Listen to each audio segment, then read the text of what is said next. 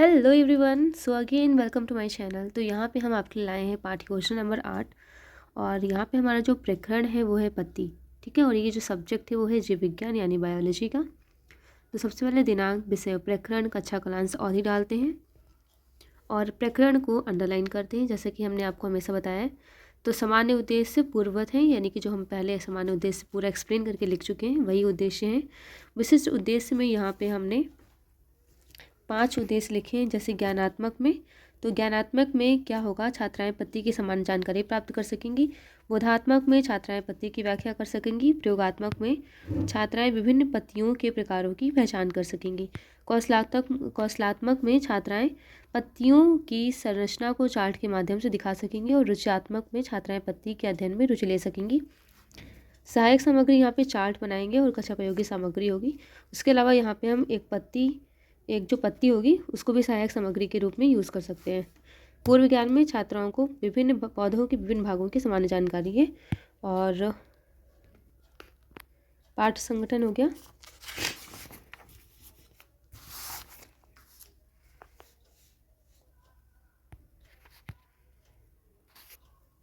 पाठन प्रविधि, फिर प्रस्तावना। तो प्रस्तावना में हम 3 प्रश्न यहाँ पूछ रहे हैं। आखिरी प्रश्न हमारा समस्यात्मक प्रश्न होगा। पूछेंगे पहला प्रश्न, पौधों के विभिन्न भागों के नाम बताइए। तो बच्चे आंसर देंगे जड़, तना, पत्ती। फिर पूछेंगे पत्ती का रंग कैसा होता है, बच्चे बताएंगे हरा।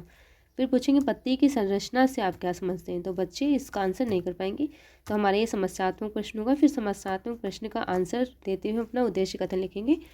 जैसे कि लिखेंगे तने तथा शाखाओं की पर्व संधियों से निकले पार्श्व असमान उपांग को पत्ती कहते हैं। आज हम पत्ती की संरचना का विस्तृत अध्ययन करेंगे। प्रस्तुतिकरण यहाँ पे, ठीक है। शिक्षण बिंदु हमारा पत्ती हो गया पहले तो। फिर यहाँ पे विकासात्मक प्रश्न पूछेंगे बच्चों से।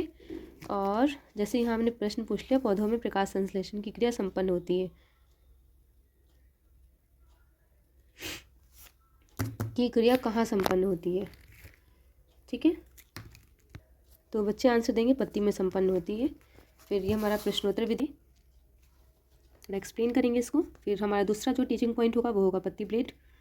तो फिर पूछ लेंगे पौधों का हरा रंग किस कारण से होता है, बच्चे आंसर देंगे क्लोरोफिल के कारण। फिर पत्ती प्लेट के बारे में पूरा एक्सप्लेन करेंगे, डंठल के बारे में बताएंगे और यहाँ भी प्रश्न पूछेंगे। इसके बाद फिर यहाँ पे हमारा पत्ती की संरचना का चित्र हो जाएगा और ये सब कुछ एक्सप्लेन करते हुए फिर लास्ट टीचिंग पॉइंट जो 4th है वो है पत्तियों के प्रकार। ठीक है, पत्तियाँ बेसिकली 2 प्रकार की होती हैं, साधारण पत्ती और संयुक्त पत्ती, पूरा बताते हुए